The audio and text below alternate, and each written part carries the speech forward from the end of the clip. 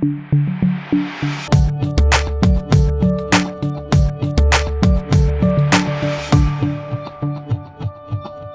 में एक मरतबा फिर सैलाबी सूरत हाल का सामना है और अब तक बहुत ज़्यादा नुकसान हो चुका है इस सैलाब से। लेकिन इसके साथ साथ जो मीडिया कवरेज चल रही है सैलाब की वजूहात और उसकी तबाहकारियों को लेकर के, उसमें बहुत सारा एक जैसे सैलाब है वैसे ही फेक न्यूज़ और मिस इन्फॉर्मेशन का, डिस इन्फॉर्मेशन का भी एक सैलाब इस वक्त सोशल मीडिया पर चल रहा है। इवन मेन स्ट्रीम मीडिया भी उसका शिकार बन रहा है। और ऐसी बहुत सारी बातें हैं जो इस हवाले से हमें समझने की ज़रूरत है कि हम किस सिचुएशन से गुज़र रहे हैं, इसका हल क्या हो सकता है और इसकी वजूहात क्या हैं। और इसी बारे में बात करने के लिए हमारे साथ मौजूद हैं डॉक्टर हसन अब्बास, जो माहिर आबी वसाइल हैं। बहुत गहरी नज़र है उनकी इन तमाम मामलात के ऊपर, बहुत साइंटिफिक अप्रोच है इनकी। आज हम इनसे बात करेंगे। Doctor Hasan Abbas, native media से बात करने का बहुत शुक्रिया। पहला सवाल मैं आपसे ये पूछना चाहूँगा कि ये सैलाब कितना ख़तरनाक है, कितना ख़तरनाक साबित हो सकता है। और पाकिस्तान में पहले भी बहुत मरतबा सैलाब आता रहा है। 2010 की अगर हम बात करें, ये वही रूट है, उन्हीं जगहों पर ये सैलाब आ रहा है, या इस मरतबा ये जो गुज़िश्ता सैलाब पाकिस्तान में आए हैं उनसे कुछ डिफरेंट है ये? देखिए, जहाँ तक ये सैलाब के ख़तरनाक होने का या उसकी तबाही होने का ताल्लुक है, ये सब कुछ डिपेंड करता है कि आप कितने प्रिपेयर्ड थे इसको हैंडल करने के लिए। और वो लोग जो इम्पेक्ट हुए हैं, आप उनसे जाके पूछें कि क्या उनको नुकसान पहुंचा और उनकी कितनी तबाही हुई। अब आप देखें कि कुछ ऐसे भी सैलाब हैं जिनमें लोग अपनी जान से हाथ धो बैठे, तो इससे ज़्यादा ख़तरनाक और क्या चीज़ हो सकती है। ये तो आखिरी चीज़ है कि आपकी जान चली जाए। तो क्योंकि सैलाब ने, देखिए, हज़ार से ऊपर कैजुअलिटीज़ अनफॉर्चुनेटली हो चुकी हैं इस वक्त पाकिस्तान में। तो जहाँ पे मतलब है कि दो चार भी कैजुअलिटीज़ हो जाएं तो वो तो एक ख़तरनाक चीज़ होती है, और जहाँ पे हज़ार कैजुअलिटीज़ हों वो तो कौमी सानिया होता है। तो इसमें कोई शक नहीं कि ये सैलाब ख़तरनाक हैं। और और ये क्यों ख़तरनाक हो रहे हैं, इसकी बहुत सी वजूहत हैं जो कि मुख्तलिफ हैं। और ये सैलाब ने हमेशा अपने रास्ते पे ही आना होता है, कोई नए रास्ते नहीं बनाता सैलाब। और वो रास्ते हमें पता हैं, ये वही दरिया हैं जिनके करीब लोग जो हैं वो इफ़ेक्ट हुए हैं। दरिया से बहुत दूर जो लोग रहते हैं, जो दरिया की ज़द में नहीं आते, वो इम्पेक्ट नहीं हुए। और चाहे आप गिलगित बल्तिस्तान को देखें, चाहे आप अर्बन फ्लडिंग को देखें, इस्लामाबाद में देखें, या पेशावर में देखें, या बुनेर में देखें, तो ये जो सैलाब है इन्होंने तो अपने रास्ते पे आना है। और किसी भी आप सैलाब की फुटेज अगर आप देखें तो आप नाले से बहुत दूर नहीं हैं, दरिया के रास्ते से आप बहुत दूर नहीं हैं। तो वो रास्ते हैं, वो डिफाइंड हैं। दरिया उधर से आते हैं, दरिया अपना रास्ता जो है वो, अगर आपने उसको बंद करने की कोशिश की तो उस पर वापस आ जाएगा। तो यही हो रहा है जी। अच्छा डॉक्टर साहब, यहाँ पर मैं आपसे ये पूछना चाहूँगा कि ये भी एक बड़ी अहम राय है, एक बड़ा अहम पॉइंट ऑफ व्यू है कि ये कुदरती आफत नहीं है, सिर्फ कुदरती आफत नहीं है, बल्कि इस क्लैमिटी के पीछे वो तमाम मामलात भी शामिल हैं जिसमें इंसान खुद इन्वॉल्व रहा है। पर्टिकुलरली अभी जो आप बात कर रहे थे, तो अगर मैं थोड़ी सी तारीख में जाऊं तो इंडस वाटर ट्रीटी, बड़े डैम्स बनाने का सिलसिला शुरू हुआ और फिर दरियाओं का रुख मोड़ा गया, पानी रोका गया। और ये वही दरिया है, दरिया अपनी जगह वापस ले रहा है, अपनी टेरिटरी को फिर से क्लेम कर रहा है। ये ओपिनियन हमारे सामने आता है।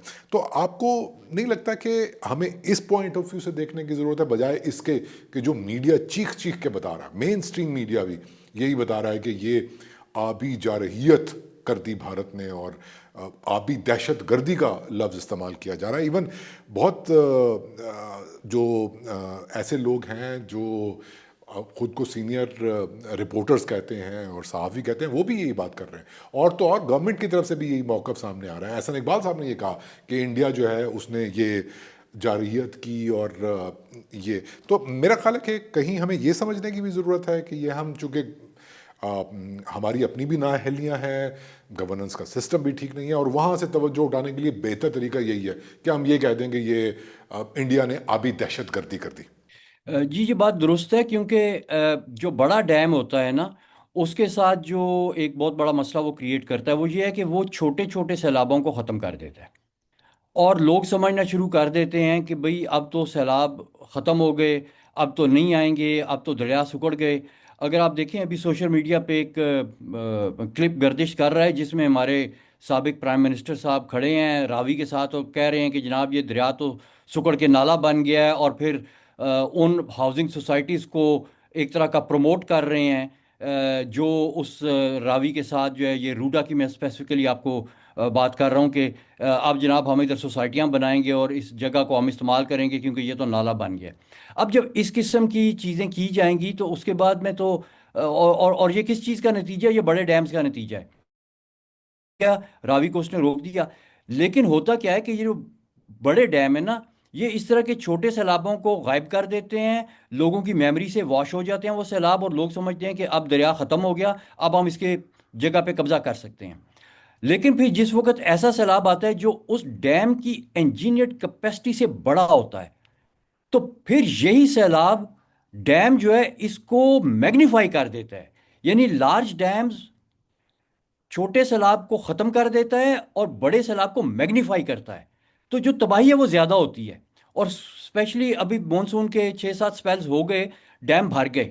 اب جب ڈیم ایک دفعہ بھر جاتا ہے تو بھرنے کے بعد وہ کسی قسم کی فلڈ کی ویو کو ایبزارب نہیں کر سکتا، وہ ایسے ہی ہے جیسے نو ڈیم۔ اور پھر جتنا نیچرل پانی آتا ہے وہ نکالنا ہوتا ہے آپ نے، اور پھر کئی دفعہ یہ ہوتا ہے کہ آپ سٹرکچر کو سیو کرنے کے لیے اچانک گیٹ کھولتے ہیں۔ اگر نیچرلی آ رہا ہوتا تو وہ بتدریج بڑا ہوتا اس کا ریلا، اگر آپ نے پیچھے سٹرکچر کو بچانے کے لیے سٹرکچر کو کھولا ہے تو یکدم وہ بڑا ہو گیا۔ تو اس میں انڈیا اس نیت سے کر رہا ہے کہ وہ اپنے سٹرکچر کو بچا رہا ہے، یا وہ اس نیت سے کر رہا ہے کہ ہمیں تکلیف پہنچے، یہ تو ان کی نیت کا تو ہمیں پتہ نہیں ہے۔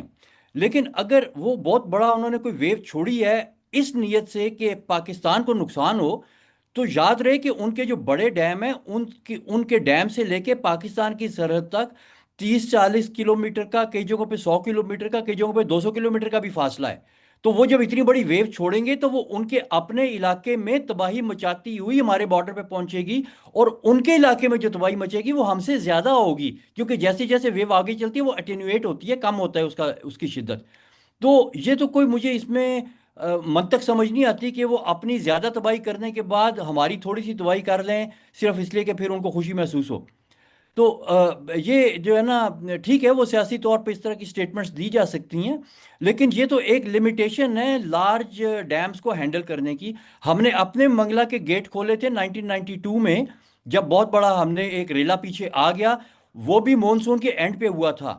یاد رہے کہ 1992 کا فلڈ جو ہے وہ سپٹمبر میں آیا تھا، مونسون کا آخر تھا، ڈیم بھرا ہوا تھا، پیچھے سے کلاؤڈ برسٹ ہوا، بڑی ویو آئی، کوئی چوائس نہیں تھی، یا ڈیم کو بچائیں یا اس کے گیٹ بند رکھیں۔ انہوں نے گیٹ کھولے اور آپ کا پورا جیلم شہر ڈوب گیا، 1000 کے قریب کیجوالٹیز ہوئی اس وقت بھی، اور یہ سلسلہ ہوا۔ تو اس کو جو ہے وہ اسٹریٹ اوے سیاسی رنگ دینا جو ہے وہ درست نہیں مجھے لگتا، یہ اس کے لیے ہمیں تھوڑی سی تحقیق زیادہ کرنی ہوگی۔ اچھا ڈاکٹر صاحب، یہاں پر ایک اور بڑی اہم بات سوشل میڈیا پر یہ بھی گردش کر رہا ہے کہ کالا باغ ڈیم ہوتا یا بڑے ڈیمز ہوتے تو ہم یہ پانی روک لیتے ہیں، اور یہ ایک اس کو ملا کے آبی جارحیت کے ساتھ، آبی دہشت گردی کے ساتھ ملا کے یہ بات کہی جا رہی ہے کہ ایک ہی حل ہے اس پوری صورتحال سے نمٹنے کا کہ کالا باغ ڈیم بنا دیا جائے۔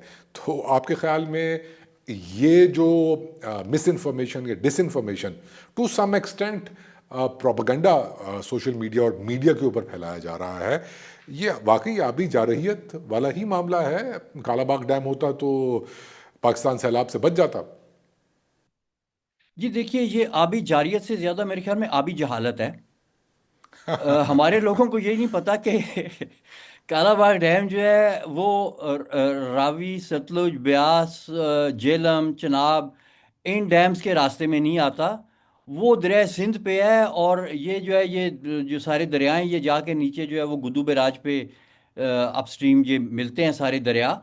تو ان کا پانی اگر جائے گا تو گدو بیراج کے نیچے اگر آپ کوئی ڈیم بنائیں تو اس کو تو اس میں تو اس کا جو ہے وہ کوئی تھوڑا بہت سٹوریج بن سکتی ہے، لیکن کالا باغ ڈیم تو گدو بیراج سے میرے خیال میں 200-250 کلومیٹر کے پتہ نہیں 300-400 کلومیٹر اوپر ہے۔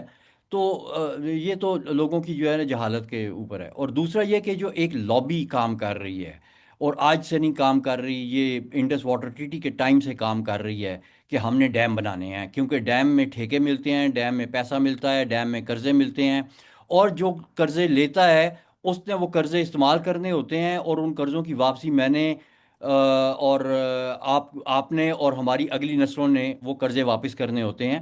تو اس لیے ان کا تو بڑا فائدہ ہے کہ اگر مزید کوئی ڈیم کی بات ہو جائے اور ڈیم کی جو ہے وہ پھر دوبارہ جو ہے وہ اس منطق کے اوپر وہ آ جائیں کہ جی ڈیم ہی اس کا حل ہے، کیونکہ یہ دیکھیں یہ تو کوئی بھی مسئلہ ہو جائے تو اس کو کہتے ہیں جی ڈیم بنا دو، ڈراؤٹ ہو گیا ڈیم بنا دو، سیلاب آ گیا ڈیم بنا دو، بارشیں نہیں ہوئی ڈیم بنا دو، بارشیں زیادہ ہو گئی ہیں ڈیم بنا دو۔ اور ان لوگوں کا وہی ہے کہ یہ اس قسم کی ایک لابی ہے جو کہ جن کے پاس ایک the only tool they know is a hammer, اور بس وہ ہر چیز کو ہیمر کے ساتھ جو ہے وہ ڈیل کرنا چاہ رہے ہیں۔ تو یہ ٹھیک نہیں ہے بات۔ ہمیں اس وقت ضرورت اس بات کی ہے کہ ہم اپنے آپ کو اڈیپٹ کریں نیچر کے ساتھ، اور ہم اپنے جو ہے دریاؤں کو نیچرل میکنزم جو ہیں، نیچر بیس سولوشنز ہیں، ان کے ساتھ مینیج کریں۔ اچھا ڈاکٹر صاحب، یہاں پر یہ سمجھنے کی بھی ضرورت ہے کہ یہ سیلاب اتنا شدید اچانک سے کیوں آیا؟ یہ بھی مانا جاتا ہے کہ اچانک سے سیلاب نہیں آتے ہیں، بڑے ڈیمز جو ہوتے ہیں ظاہر سی بات ہے وہ چھوٹے سیلابوں کو روکتے رہتے ہیں اور پھر ایک دم سے بڑا سیلاب آتا ہے۔ یہ وہی ریزن ہے، یا کچھ کلاؤڈ برسٹس ہوئے ان کی وجہ سے ایسا ہوا، یا پھر یہ جو معاملہ ہے وہ کلائمیٹ چینج سے ریلیٹڈ ہے؟ جی کلائمیٹ چینج سے بھی ریلیٹڈ ہے، بلکہ میں آپ کو بتاؤں کہ اس وقت ایک جو ہوا کا جھونکا بھی آتا ہے نا، ایک ہوا کا جھونکا بھی اس وقت جو آتا ہے، اس کی بھی باؤنڈری کنڈیشن گلوبل ٹیمپریچر کے ساتھ ڈٹرمن ہوتی ہیں، اور اس میں بھی کلائمیٹ چینج کا کچھ نہ کچھ عمل دخل ضرور ہے۔ لیکن جو ابھی کے یہ مونسون اور یہ جو آپ ابھی اچانک یہ کلاؤڈز دیکھ رہے ہیں، سارا کچھ دیکھ رہے ہیں، یہ تھوڑا سا ہمیں اس چیز کو سمجھنا ہوگا کہ ہم اس کا 100% الزام جو ہے وہ کلائمیٹ چینج پہ نہیں ڈال سکتے۔ اس کی وجہ یہ ہے کہ کلائمیٹ چینج سے مچ بیفور گلوبل فینومینز ہیں جو صدیوں سے چل رہے ہیں، ٹھیک ہے؟ ایک سورج کا سائیکل ہوتا ہے جو کہ تقریباً 11 سال کا ہے، سولر میکسیمم اور سولر منیمم ہوتا ہے۔ ابھی یہ جو سال ختم ہوا ہے پچھلا سال، وہ سولر میکسیمم کا تھا۔ اب سولر میکسیمم جب ہوتا ہے تو یہ جس طرح سے سورج کی جو ہے نا وہ ایک حرارت، وہ ایک طرح کا سانس لیتی ہے، تھوڑا سا بڑھتا ہے تھوڑا سا کم ہوتا ہے 11 سال میں۔ تو پچھلا سال جو ہے وہ سولر میکسیمم کا تھا، اس کی وجہ سے زمین پہ زیادہ گرمی پڑی۔ It had nothing to do with climate change. زمین پہ زیادہ گرمی پڑی، آپ کا پیسیفک اوشن گرم ہو گیا اور پہلے سے زیادہ گرم ہو گیا، ٹھیک ہے؟ اب پیسیفک اوشن کے بیچ میں ایک اور فنومینا ہے جس کو ہم اینسو کہتے ہیں، جو کہ النینیو سدرن آسیلیشن، اینسو۔ اب اس کے اینسو کے دو سائیکلز ہیں، ایک النینیا ہے اور ایک لانینا ہے۔ النینیو اور لانینیا۔ النینیو میں کیا ہوتا ہے کہ پیسفک اوشن کا ٹیمپریچر جو ہے وہ کچھ اس طرح سے ڈسٹریبیوٹ ہوتا ہے کہ آپ کا ایشین مونسون ویک ہو جاتا ہے، کمزور پڑ جاتا ہے، اور جو نارتھ امریکہ کا مونسون ہے وہ تیز ہو جاتا ہے۔ جو دوسرا فنومنا ہے وہ ہے لانینیا۔ لانینیا میں کیا ہوتا ہے کہ ہمارا مونسون جو ہے ایشین مونسون وہ سٹرونگر ہو جاتا ہے اور اس طرف کا ویک ہو جاتا ہے۔ اب کیا ہوا ہے کہ اس سال پچھلے 1-2 سال سے ہم النینیو سچویشن میں تھے، اب وہ چینج ہو کے لانینیا میں کنورٹ ہو گیا۔ تو لانینیا آ گیا، سولر میکسیمم آ گیا، اور پیسفک کا ٹیمپریچر بڑھ گیا، اور پھر کلائمیٹ چینج کی وجہ سے تھوڑی حدت پہلے سے زیادہ تھی۔ تو یہ سارے فیکٹرز ملانے کے بعد اس دفعہ ہم سٹرونگر مونسون دیکھ رہے ہیں۔ یہی جب پیسفک میں دوبارہ النینیو کا سائیکل آئے گا تو ایکسپیکٹ ہم کر رہے ہیں کہ ہو سکتا ہے 3-4 سال میں النینیو آ جائے، تو یہی آپ کے مونسون پھر ویک ہو جائے گا اور آپ کو اتنی شدید بارشیں نہیں لگیں گی۔ اور ہو سکتا ہے کہ اگلے سال اگر لانینیا جو ہے وہ النینیو میں کنورٹ نہیں ہوتا تو ممکن ہے کہ اگلی دفعہ بھی ہم اسی طرح کی بارشیں دیکھیں۔ تو یہ پریڈکشنز تھیں، یہ پریڈکشن جو ہیں یہ ویدر فورکاسٹ والے کر رہے تھے۔ میں نے ان کا ذکر ایک ٹی وی پروگرام میں فیبروری میں کیا تھا اس سال کی۔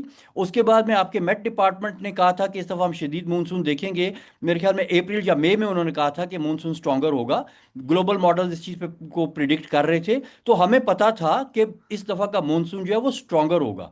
لیکن اس کے پیچھے جو دوسری ایک اور چیز جو چل رہی تھی جس نے پوری قوم کو جو ہے وہ اندھیرے میں رکھا ہوا تھا اور غلط ڈائریکشن میں لے کے جا رہی تھی، کہ ہمیں 2018 سے بتایا جا رہا تھا کہ 2025 میں تو پانی ختم ہو جائے گا۔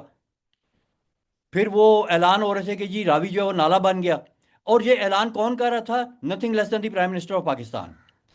تو ظاہر ہے لوگ تو پھر جب دیکھتے ہیں کہ اتنے بڑے لیول پہ اگر کوئی بات ہو رہی ہے، بس ہائیسٹ لیول ہے نا پاکستان سے تو اوپر کوئی لیول نہیں ہے، اگر اتنے بڑے لیول پہ ہو رہی ہے تو پھر لوگ جو وہ کمپلیسنٹ ہو جاتے ہیں، یا وہ کہتے ہیں یار ہمیں کیا ضرورت ہے، اگر میٹ کو وہ کہہ رہا ہے تو میٹ جو ہے وہ پرائم منسٹر سے بڑا ہے.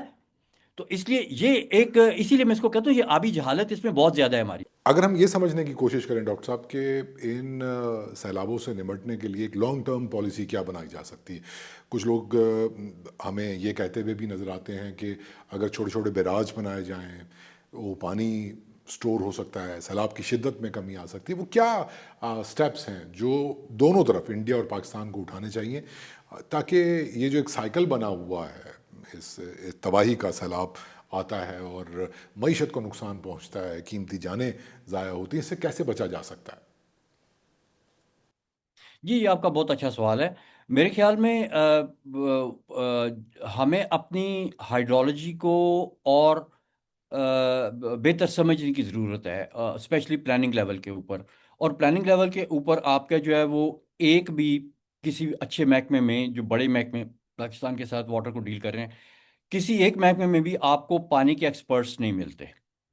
آپ کو ایٹ بیسٹ سول انجینئر ملتے ہیں، اور سول انجینئر کو اسٹرکچر بنانا سکھایا گیا. There is nothing wrong with being a civil engineer. لیکن سول انجینئر کو جو چیز سکھائی گئی ہے، میں نے خود سول انجینئرنگ کی ہوئی ہے، سول انجینئر کو جو چیز سکھائی جاتی ہے وہ یہ ہے کہ how to build a structure, not why to build a structure. Why to build a structure اس کو کسی اور نے بتانا ہے. ٹھیک ہے. جس طرح سے ایک نارمل پرائیویٹ انویسٹر ہوتا ہے یا پرائیویٹ کوئی سٹیزن ہوتا ہے، اس نے گھر بنوانا ہے تو اس کو انجینئر، آرکیٹیکٹ اور ٹھیکیدار یہ تو بتا سکتا ہے کہ یہ گھر کیسے بنے گا، کتنے کا بنے گا. لیکن اس چیز کا فیصلہ وہ شخص کرے گا جس نے گھر بنوانا ہے کہ میں کدھر بنواؤں گا اور کتنا بڑا بنواؤں گا. وہ فیصلہ انجینئر نے یا ٹھیکیدار نے نہیں کرنا. اسی طرح سے جو واٹر مینجمنٹ کی سولوشنز ہیں، اگر ان میں کہیں پہ سول سٹرکچرز انوالوڈ ہیں تو سول انجینئر بتائے گا کہ وہ سٹرکچر کیسے بنے گا. سول انجینئر یہ نہیں بتائے گا کہ ادھر یہ سٹرکچر بنا دو تو یہ ہو جائے گا. تو یہ چیز سمجھنے کی بہت شدید ہمیں ضرورت ہے کہ واٹر کی جو سائنٹسٹ ہیں، جس میں آپ کے نیچرل سائنٹسٹ آ جاتے ہیں، جس میں آپ کے ہائیڈرو انفارمیٹکس کے لوگ آ جاتے ہیں، جس میں آپ کے جیولوجسٹ، ہائیڈرولوجسٹ اور کلائمیٹولوجسٹ اور اس طرح کے لوگ آ جاتے ہیں. یہ لوگ آپ کو ایک انٹیگریٹڈ فیشن میں ریسرچ کر کے، تحقیق کر کے بتائیں گے کہ جی ہم نے واٹر کو کیسے مینیج کرنا ہے. اب دوسری بات آ جاتی ہے جو آپ نے موٹا موٹا سوال کیا کہ جی اس کو ہم کیسے مینیج کریں اور یہ وہ. تو اس کا میں آپ کو ایک موٹا موٹا بتاتا ہوں، جس کے اوپر ڈیٹیلز جو ہیں وہ پھر اگر کوئی انٹرسٹڈ ہے تو اس پہ ورک آؤٹ کی جا سکتی ہیں. موٹا موٹا یہ ہے کہ اگر آپ اپنے دریاؤں کے راستوں کو کھول دیں، جس طرح یورپ میں ایک انیشیٹو اس وقت چل رہا ہے، روم فار دا ریور، کہ دریا کا راستہ کھولو اور اس کی جگہ واپس کرو. آپ نے بھی یہاں پہ اسی انیشیٹو کو لے کے آنا اگر آپ فیوچر کے اس طرح کے مسائل سے بچنا چاہتے ہیں، کہ آپ نے روم فار دا ریور بنانا ہے. آپ کے دریا کی مارکنگ ہے آپ کے پاس، آج سے نہیں، ایک صدی پہلے سے ہے کہ دریا کتنا پھیلتا ہے. آپ نے وہ دریا کا علاقہ، اس کو آپ نے خالی کرنا ہے ان اے وے کہ اس کے بیچ میں اس طرح کی کوئی سٹرکچرز نہ ہوں جس سے کوئی جانی اور شدید قسم کا مالی نقصان ہو سکتا ہے.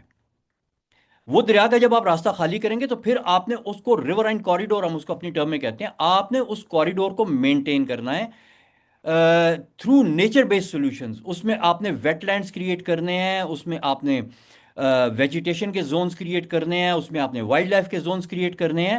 اور آپ نے اس کو اس طریقے سے کرنا ہے جس طرح سے نیچر انٹینڈیڈ، جس طرح سے قدرت چاہتی تھی یا قدرت نے جس طرح سے بنایا تھا ان دریاؤں کو. تو native species of plants and animals, وہ سارا آپ نے ری انٹروڈیوس اور انٹروڈیوس کرنا ہے. جب وہ سب کچھ بن جاتا ہے تو پھر جتنا مرضی بڑا فلڈ آئے، فلڈ کو اپنے گزرنے کا راستہ ملے گا. اور جیسے ہی فلڈ اس جگہ میں آئے گا تو یہ آپ کے ویٹ لینڈز، دریا اور یہ ریت اور یہ درخت اور ویجیٹیشن، یہ اس پانی کو جذب کریں گے زمین میں. جب وہ جذب کریں گے تو فلڈ کی جو ویو ہے وہ کم ہوگی، اس کی انٹینسٹی کم ہوگی، اس کی ویلوسٹی بریک ہوگی. پلس یہ پانی زمین میں جذب ہوگا. جذب ہونے کے بعد کیا ہوگا؟ وہ آپ کی سٹوریج میں چلا جائے گا. اور آپ کے فلڈ کا جو ہے، اچھا پھر ایک اور چیز جو بہت انپورٹنٹ ہے، فلڈ کے ساتھ سلٹ بہت آتی ہے، ریت اور مٹی. یہی سسٹم جو ہے آپ کے سوائلز کو ریپلینش کرے گا، ری جنریٹ اور ریجوینیٹ کرے گا آپ کی سوائلز کو. جو کہ پھر آپ کی سوائلز آپ کو اگلے سال زیادہ بہتر فرٹیلٹی دیں گی جس میں آپ اپنی فصلیں وغیرہ لگاتے ہیں.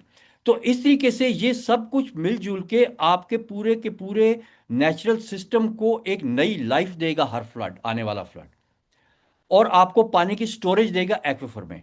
اس کے ساتھ ہم نے کیا کرنا ہے، ہم نے وہ میکنزم لے کے آنے ہیں جس میں ہم یہ جو ریور کے نیچے پانی سٹور ہو جاتا ہے فلڈ کا نیچرلی، اس کو ایکسپلائٹ کرنے کے، اس کو مینج کرنے کے ہم نے میکنزمز کو انٹروڈیوس کرنا ہے کہ یہ پانی اس دریا کے نیچے سے نکل کے شہر تک کیسے جائے گا، انڈسٹری تک کیسے جائے گا، اور کھیتوں تک کیسے جائے گا. تو ہم نے ایک دو پائلٹس کرنے ہیں ابھی آئندہ آنے والے سالوں میں، جس میں یہ ڈیمونسٹریٹ کرنا ہے، کیونکہ یہ وہ، میں اب ان میکنزمز کی بات کر رہا ہوں جو پاکستان میں انووک نہیں ہے. ہم نے وہ میکنزمز انووک کرنے ہیں، ان کو ڈیمونسٹریٹ کرنا ہے کہ بھئی یہ چیز اس طرح سے ہوتی ہے. آپ ایک ڈسٹرکٹ میں کر لیں، ایک کینال کمانڈ میں کر لیں، ایک نیا آپ لارج اریگیٹڈ ایریا کریٹ کر لیں، اس میں یہ آپ ڈیمونسٹریشن کر لیں تاکہ لوگوں کو پتہ چلنا شروع ہو کہ یہ چیز ہے کیا. اس کی میں مثال دیتا ہوں. آج کل وہ بٹنوں والے فون ہوتے تھے، اور جب بٹنوں والا فون تھا تو nobody was missing the touch screen, کیونکہ کسی نے ٹچ اسکرین دیکھی ہی نہیں تھی. اور جس نے ٹچ اسکرین دیکھ لی، دیکھنے کے بعد اس کو سمجھ آئی کہ بھئی ٹچ اسکرین کیا ہے، اور آج سب نے ٹچ اسکرین اڈاپٹ کر لیا. تو اسی طرح سے جب لوگ دیکھ لیں گے کہ یہ ریورائن ایکویفر کی مینجمنٹ کس طرح سے ہوتی ہے، کس طرح سے یہ پانی سٹور ہوتا ہے، کتنا زیادہ پانی سٹور ہو جاتا ہے، کس طرح سے فلڈ جو ہیں وہ اس سے مینج ہو جاتے ہیں، ہماری اڈیپٹیشن ہو جاتی ہے فلڈز کے ساتھ، تو پھر آپ یہ سارے کام جو ہیں یہ آگے لے کے چل سکتے ہیں. لیکن ادھر بات ہی ساری غلط ہو جاتی ہے کہ جو بھی آپ کے پاس اس قسم کا کام کرنے کی انویسٹمنٹ ہے، وہ انویسٹمنٹ کی بکٹ نظر آتی ہے یہ ٹھیکیداروں کو، ڈیم مونگرز کو. تو وہ کہتے ہیں کہ یار وہ فلاں فنڈنگ سے پیسہ آ رہا ہے، کسی طریقے سے کوئی اس کی ایسی بندر بانٹ ہو کہ ہمیں بڑے بڑے ٹھیکے مل جائیں. اور وہ اس پیسے کو ان جگہوں پہ جانے ہی نہیں دیتے، اس سے پہلے کہ وہ پیسہ ادھر پہنچے یہ پرائم منسٹر اور اس لیول کے اوپر پہنچ جاتے ہیں اور اس پیسے کی غلط انویسٹمنٹ کرا دیتے ہیں. اور 2025 سے تو خاص طور سے ہم دیکھ رہے ہیں کہ ایسا ہو رہا ہے. سوری، 2018 کے آنورڈ تو ہم نے یہ چیز بہت زیادہ شدت کے ساتھ دیکھی. یہ بھی خبر گردش کر رہی ہے میڈیا پر، سوشل میڈیا پر، کہ یہ پانی جو ہے سیلاب کا وہ 2-3 دن میں خشک ہو جائے گا اور سمندر میں چلا جائے گا اور اتنا زیادہ شاید نقصان نہ ہو. یہ بات درست ہے؟ نقصان کا تخمینہ لگایا جا سکتا ہے؟ 2010 کے جو سیلاب تھے اتنا بڑا نقصان ہوا ہے، یا یہ بات درست ہے کہ پانی چلا جائے گا تو سمندر میں چلا جائے گا تو سب ٹھیک ہو جائے گا؟ یہ تو دیکھیں نا، جس کا گھر پانی میں ڈوب گیا ہے، جو غزر میں تھا، جو بونیر میں تھا، اس سے پوچھیں 2-4 دن میں چیزیں نارملائز ہوتی ہیں. جس کا گھر ڈوب جائے، جس کے ڈیتھس ہو جائیں، یہ چیزیں اتنی جلدی نارملائز نہیں ہوتی.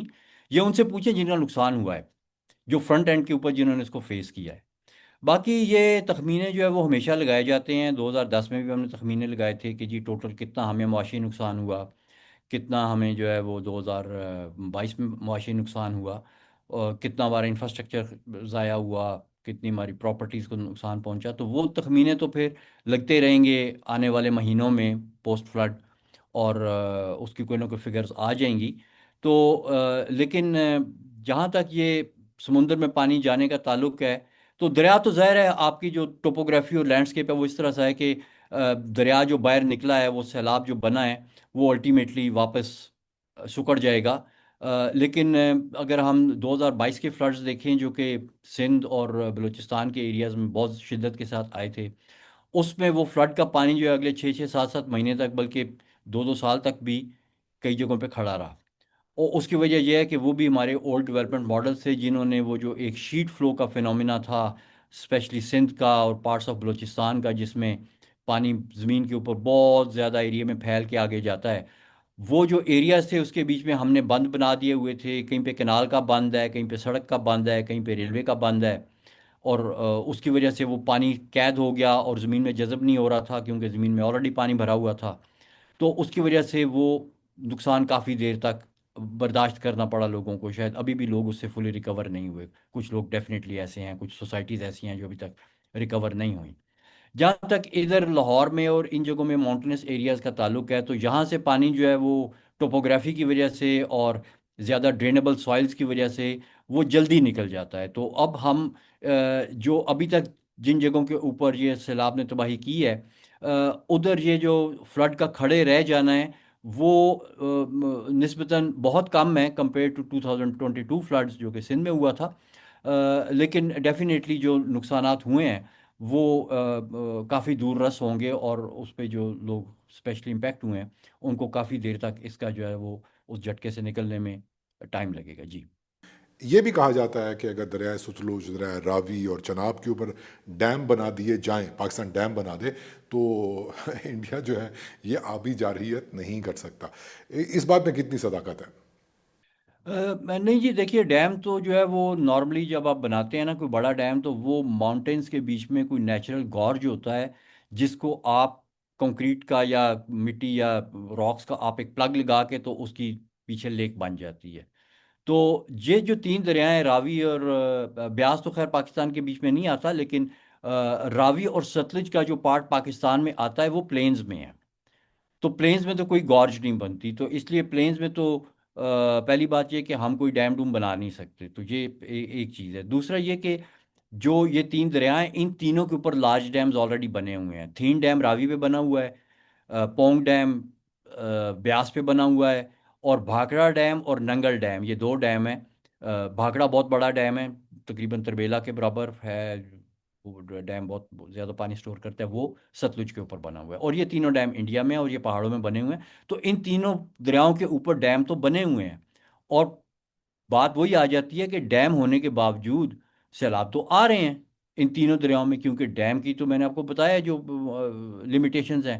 ہمارے جیلم کے اوپر ڈیم بنا ہوا ہے، لیکن 1992 میں بہت بڑا فلڈ آیا وہاں سے بھی. تو ڈیم فلڈز کو نہیں روک سکتے. جو فلڈ کو روکنے والے ڈیم ہوتے ہیں نا، ان کو ہمیشہ خالی رکھا جاتا ہے. جیسے ہی پیچھے سے کوئی ریلا آتا ہے تو وہ ڈیم میں ایک دم بھرتا ہے، اور اس کو پھر آہستہ آہستہ ریلیز اسی وقت ریلیز کرنا شروع کر دیتے ہیں، تاکہ اس سے پہلے کہ دوسرا ریلا آئے تو اس کی جگہ دوبارہ خالی ہو. تو یہ تو سٹوریج ڈیمز ہیں یا ہائیڈرو پاور ڈیمز ہیں، یہ تو ان کانفلکٹ ہیں to be used as flood control dams. اور یہ پرانی ٹیکنالوجی کی میں بات کر رہا ہوں. آج کل تو کوئی بھی دنیا کا ذی شعور شخص، ذی شعور پلانر ڈیم کے ساتھ فلڈ کنٹرول کرنے کی بات نہیں کرتا، بلکہ آج کل تو کوئی ڈیم کوئی فلڈ کنٹرول کی بات ہی نہیں کرتا. ابھی تو پہلے فلڈ کنٹرول کی بات ہوتی تھی، پھر یہ مائنڈ سیٹ چینج ہوا گلوبلی، اور لوگوں نے کہا جی فلڈ مینجمنٹ. اور اب فلڈ مینجمنٹ سے بھی ہم ایک سٹیپ آگے جا چکے ہیں، اب کہتے ہیں فلڈ اڈیپٹیشن.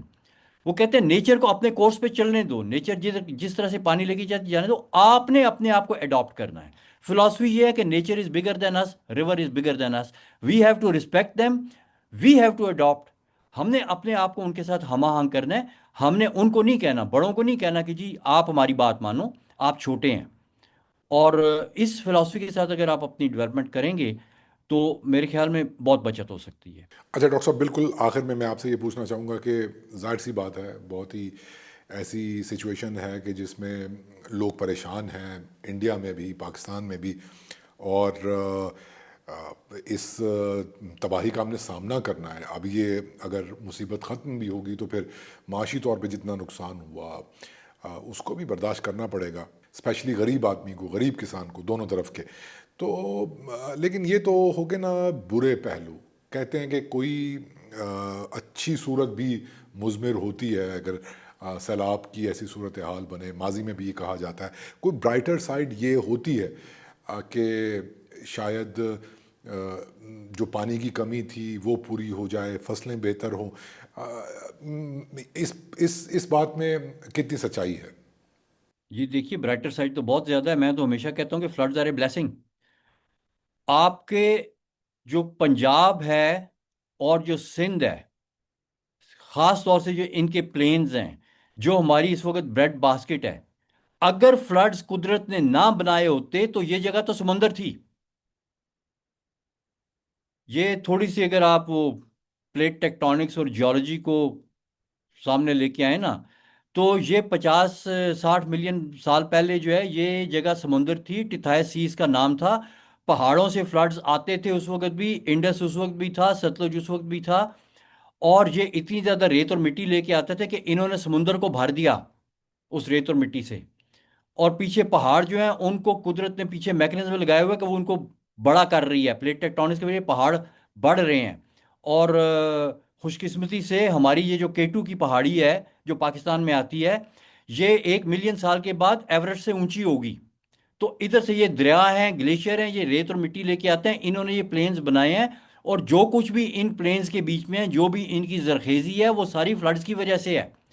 جس چیز نے اس کو بنایا، آپ کہتے ہیں کہ اب وہ چیز بند ہو جائے تو پھر آپ کا بھی سارا سسٹم بند ہو جائے گا اگر وہ چیز بند ہوتی ہے.